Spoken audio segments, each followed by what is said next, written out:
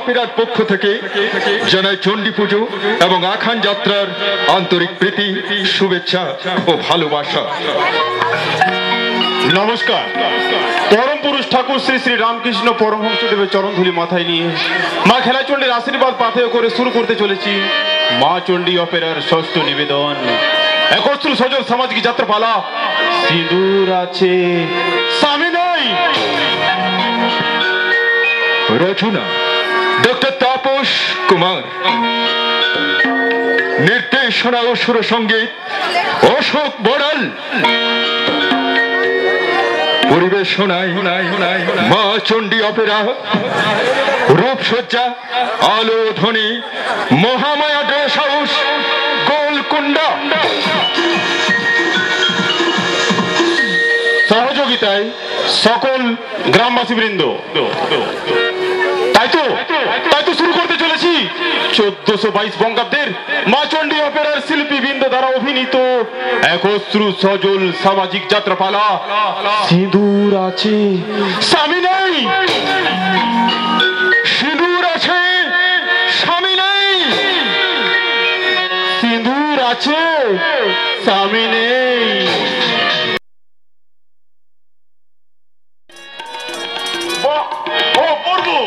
মনে হলো যেন তাপদগ্ধ গ্রীষ্ম ছাড়িয়ে একেবারে বসন্ত এসে হাজির হলো।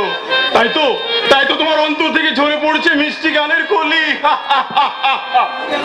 তাহলে তুমি কি লুকিয়ে লুকিয়ে আমার গান শুনে ফেললে প্রশান্ত? তাছাড়া আর উপায় কি ম্যাডাম? তাছাড়া তুমি যখন বাসর ঘরে ওই আবচা আলোর খেলায় দাদার বুকে মাথা রেখে গানের সুর ঝরাবে, সে গানের শ্রোতা সাজার পারমিশন তো আর আমরা পাবো না। তাই আগে থেকে লুকিয়ে ওই দাদার উদ্দেশ্যে গাওয়া তোমার প্রেমের সুরে একটু ভাগ বসালাম বৌদি। তুমি আমাকে বৌদি বললে কেন? এই কেনর উত্তরটা তুমি নিজের কাছ থেকেই জেনে নাও। জানতে চাইলে না। তুমি জানতে না চাইলো সবাই কিন্তু দুটো সংবাদ শোনাবো। প্রথম সংবাদ, অনিবার্য কারণ বশত কাল থেকে আর আমার বিদ্যালয়ে চাকরি থাকছে না।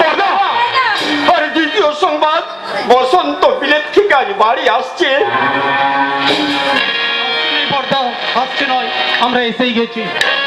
বিশেষ কারণ বশত আমরা ফার্স্ট ক্লাসে চলে এলাম। বসন্ত ভালো আছো তো বর্দা? থাক ভাই থাক, বিলেত ফেরত ব্যারিস্টার যার ভাই সে কি আর কখনো খারাপ থাকতে পারে? তো তোমার আশীর্বাদ বর্দা। সুশান্ত, প্রশান্ত, তোরা সবাই ভালো আছিস? হ্যাঁ মেজদা।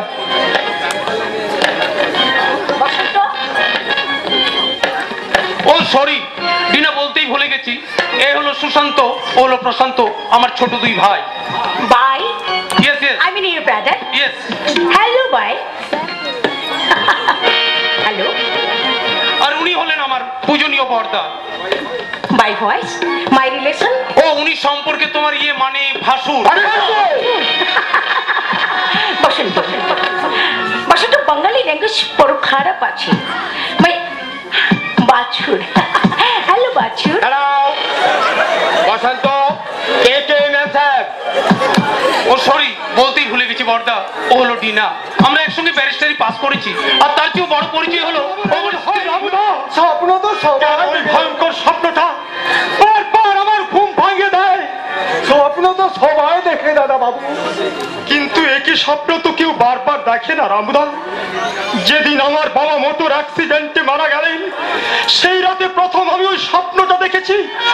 তারপর থেকে যখনই একটু ঘুমোতে চেষ্টা করি, তখন আমার অবচেতন মনের ক্যানভাসে ফুটে ওঠে ওই অভিশপ্ত স্বপ্নের জীবন্ত প্রতিচ্ছবি বাবু।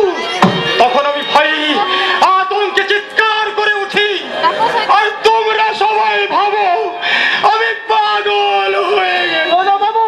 ওরে পাগল হলো চিন্তা করে পড়লো, তোর মামা তো বেঁচে আছে নাকি?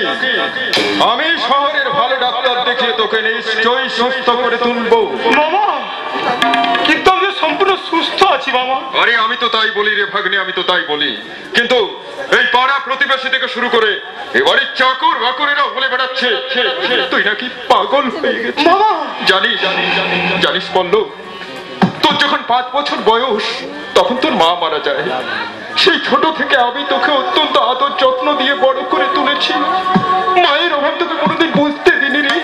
সেজন্য আজ পর্যন্ত বিয়েই করিনি, আমি চাইনি তোর আর আমার ভালোবাসার মাঝে অন্য কেউ এসে ভাগ বসা। মনে পড়ে পল্লব তো সেই দিনগুলোর কথা। কোন দিনগুলো মামা? তুই, আমি, রামুদা, জামাই বাবু, কতই না সুখের ছিল আমাদের সেই দিনগুলো। কিন্তু সে সুখ বোধহয় পাষাণ বিধাতার কপালে সইল না রে। তাই তো নেমে এলো সেই অভিশপ্ত দিনটা। মনে পড়ে পল্লব, 22শে শ্রাবণ, দিনটা ছিল রোববার। সেদিন হঠাৎ করে ফোনে খবর পেলাম আমার জামাই বাবুর গাড়ির অ্যাক্সিডেন্ট হয়েছে। ছুটে গেলাম ঘটনাস্থলে, গিয়ে দেখলাম আমার জামাই বাবুর অর্থদগ্ধ পোড়া দেহটা রাস্তার উপর পড়ে আছে। আর তুই বললাম, তুই তোর বাবার দেহটাকে নেড়ে নেড়ে বলছিস, বাবা বাবা ওঠো না, বাবা ওঠো না, দেখো তোমার পল্লব তোমাকে ডাকছে, তুমি উঠবে না বাবা। মামা দেখো না মামা, আমার বাবা কথা বলছে না কেন? বাবা, আমার বাবা কথা বলছে না কেন? আমার বাবা কথা বলছে না কেন?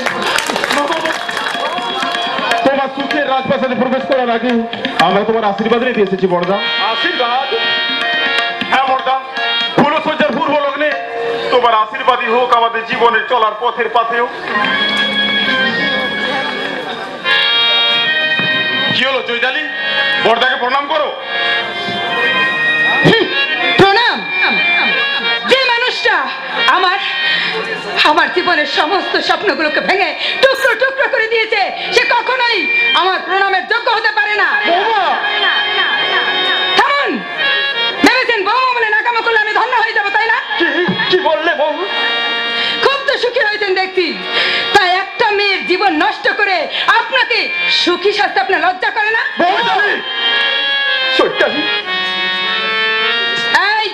এই ছেলেটা আর কখনো আমার সামনে উচ্চ স্বরে কথা বলবে না। নিরুপায় পরিস্থিতিতে বাধ্য হয়ে তোমার গলায় বরমাল্য তুলে দিয়েছি বলে ভেবো না তোমার অধ্যত আমি সহ্য করবো। তুমি কি সেই চৈতালির কথা বলছো? সেদিনের চৈতালি মরে গেছে সুশান্ত। তোমাদের ওই আদর্শবান বড়দা তার আদর্শের বড়াই করে এই চৈতালিকে পুতুল সাজিয়ে তার খেয়ালি মনের খেলা খেলেছে। তাই বিলেত ফেরত ব্যারিস্টারের ভাবি স্ত্রী আজ একটা বেকার বাউন্ডেলের। ছি মল্লিকা, ছি! আমি ভেবেছিলাম তুমি একজন শিক্ষিতা সুরুচি সম্পন্ন মেয়ে, কিন্তু তোমার অন্তরটা যে এত নোংরা তা আমার জানা ছিল না। কি বললে? বেরিয়ে যাও এ বাড়ি থেকে। কে হে তুমি লাটের বাট যে তোমার কথা আমাকে এ বাড়ি থেকে বেরিয়ে যেতে হবে? যে আমায় কন্ট্রাক্ট করে এ বাড়ি থেকে গেছে সে বলে না পর্যন্ত আমি এ বাড়ি থেকে এক পাও লড়বো না। মল্লিকা! চোখ রাখিও বাবু, আমি তোমার আসল বউ না যে তুমি আমায় সব সময় চোখ রাখাবে। বৌমা! কে এই মেয়েটা? কেউ কে এখানে এনেছে? কার সঙ্গে কিসের কন্ট্রাক্ট? কে বলেছে তোকে এসব কথা? বোমা, তোমাকে না আমি কতবার নিষেধ করেছি, আরে পল্লবের সাথে কোন রকম রসিকতা তুমি করো না। আরে দেখো পল্লবকে দেখো, অসুস্থ, আর তুমি কিনা। এসো এদিকে, এসো। এই শালে, ব্যাপারটা যদি ফাঁস হয়ে যায় তোকে মারতে আমার 1 সেকেন্ডও সময় লাগবে না, মনে রাখে। আরে দেখো মাই, দেখো, আরে আবার তুমি কান্নাকাটি শুরু করলে কেন? আরে এত রাতে কান্নাকাটি শুনলে পাড়ার লোকজনে কি ভাববে? লজ্জা তোমার মাথায় কাটা যাবে দেখছি। আমি আপনার ভাবনার সামনে ঠাট্টা করে সব কথা বলেছি, আর ওসব কথা শুনে ও আমায় এই বাড়ি থেকে তাড়িয়ে দিতে চাইছে। আরে দেখো, তোমার ছেলে মানুষটা এখনো কাটলো না দেখছি মা। এই পল্লব, আরে ওসব নিয়ে তোমার ভাবার কোনো প্রয়োজন নেই। মল্লিকার বাবা ছিলেন আমার বিশিষ্ট বন্ধু। হঠাৎ কার অ্যাক্সিডেন্টে ওর বাবা মা দুজনেই মারা যায়, তো তাই ছোট থেকেই ওর মাস্তুতো দাদার কাছে মানুষ হয়েছে। আরে অত্যন্ত আদর যত্নে মানুষ হয়েছে, তাই তো পাগলি মায়ের ছেলে মানুষটা এখনো কাটেনি। দেখ না পল্লব, কাল রাত্রে আমাকে মল্লিকা বলছিল প্রথম রাতে আপনার ভাগ্নেকে একেবারে চমকে দেবো। আরে পাগলি মামা, তুমি আমায় তাড়িয়ে দিও না গো, এরকম ঠাট্টা আমি আর জীবনে তোমার সাথে করবো না। তোমাদের এলোমেলো কথার ছন্দ আমার তো বন্ধ করে দিচ্ছি। মাথার মধ্যে আছড়ে পড়ছে অসংখ্য চিন্তার ঢেউ। বিশ্বাস অবিশ্বাসের মাঝে দাঁড়িয়ে আমি যেন একটু একটু করে নিজেকে হারিয়ে ফেলেছি। মামা,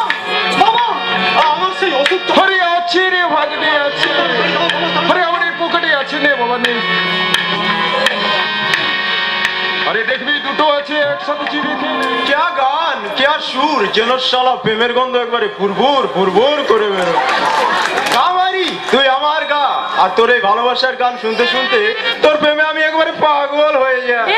साला पंचा तू फिर मेरे पीछा लिएছিস। আরে পিছে কেন মারি, যদি বলিস তো একেবারে সামনে লেগে যাবো।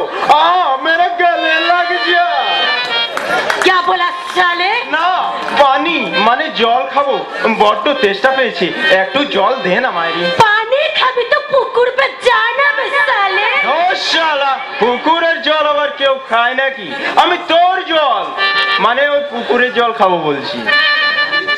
पानी दिले তুই ভেগে যাবি তো। শুধু ভেগে যাবো কি রে, যতক্ষণ না তেষ্টা পাই আমি তোর কাছেই আসবো না। ले तू दूर से हाथ बढ़ा, हमें ढालिया দিচ্ছি। দে দে, আজ প্রাণ ভরে তেষ্টাটা মিটিয়ে নি।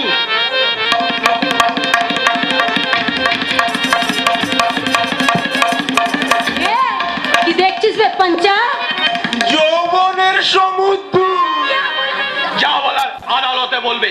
আমি নিজের চোখে যা দেখেছি সেই ঘটনার উপর ভিত্তি করে আমি তোমায় অ্যারেস্ট করলাম। সেবাই অ্যারেস্ট করো। প্রশান্ত, প্রশান্ত, কি তোর হাতে হ্যান্ডক্যাপ কেন? কি করেছিস তুই?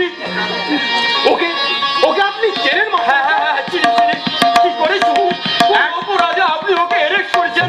এক ভদ্র মহিলা শ্লীলতাহানির অপরাধী। কি কি বললেন স্যার? প্রশান্ত, এক ভদ্র মহিলার ও তো ভাগার কুলাঙ্গার বলবো।